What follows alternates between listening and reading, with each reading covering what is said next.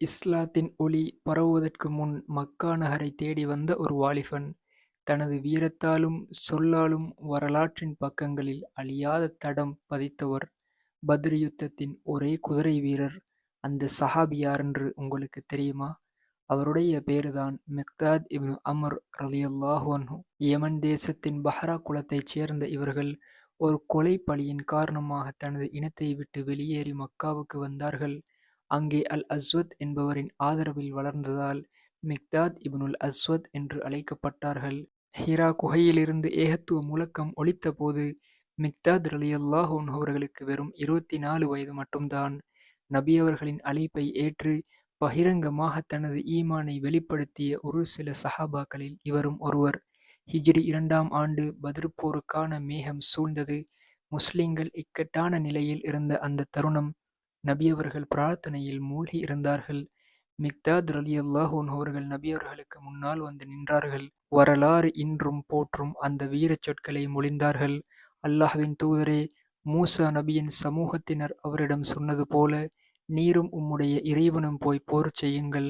நாங்கள் இங்கே உட்கார்ந்திருக்கிறோம் என்று நாங்கள் சொல்ல மாட்டோம். மாறாக நீங்களும் உங்கள் இறைவனும் போர் செய்யுங்கள். நாங்கள் உங்கள் வலது பக்கமும் இடது பக்கமும் முன்னாலும் பின்னாலும் இருந்து போர் செய்வோம் என்று கர்ஜித்தார். இந்த வார்த்தைகளை கேட்ட நபியவர்களின் முகத்தில் மகிழ்ச்சி பிரகாசித்தது.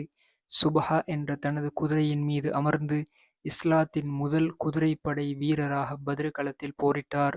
மிக்தாத் ரலியல்லாஹு அன்ஹு அவர்கள் மாநிறமும் நீண்ட தாடியும் அழகான கண்களும் கொண்ட ஒரு கம்பீரமான மனிதன். அதிகமான செல்வம் இவரிடம் இருந்த போதும் மரணம் வரை ஒரு முஜாஹிதாகவே வாழ்ந்தார். வயதான காலத்தில் உடல் தளர்ந்திருந்த நிலையிலும் ஒரு போருக்காக தயாராகிக் கொண்டிருந்தார். உங்களுக்குத்தான் அல்லாஹ் சலுகை அளித்து விட்டானே என்று மக்கள் சொன்னபோது, இலகுவாக இருந்தாலும் பாரமாக இருந்தாலும் புறப்படுங்கள் என்ற குர்ஆன் வசனத்தை ஓதி பின்வாங்க மறுத்துவிடுவார். தன்னுடைய இறுதி உயில் சாசனத்தில் கூட நபியவர்களின் குடும்பத்தின் மீது தான் வைத்திருந்த நேசத்தை வெளிப்படுத்தினார். ஹசன், ஹுசைன் ரலியல்லாஹு அன்ஹுமா ஆகியோருக்கு பெரும் தொகையை அன்பளிப்பாக வழங்கினார். ஹிஜ்ரி 33இல் தனது 70வது வயதில் மதீனாவுக்கு அருகிலுள்ள அல்-ஹுரூஃப் என்ற இடத்தில் இவ்வுலகை விட்டும் பிரிந்தார்கள். உஸ்மான் ரலியல்லாஹு அன்ஹு அவர்கள் தொழுகை நடத்த மதீனாவின் ஜன்னத்துல் பக்கீயில் அடக்கம் செய்யப்பட்டார்கள். இதுதான் பத்ர் களத்தின் ஒரே குதிரை வீரர், இஸ்லாத்தின் முதல் குதிரைப்படை வீரர், தனது வாழ்நாள் முழுக்க ஒரு முஜாஹிதாகவே வாழ்ந்து மறைந்த மிக்தாத் பின் அம்ர் பின் தலபா பின் மாலிக் ரலியல்லாஹு அன்ஹு அவர்களின் வாழ்க்கைச் சுருக்கம். அஸ்ஸலாமு அலைக்கும் வரஹ்மத்துல்லாஹி வபரகாத்துஹு.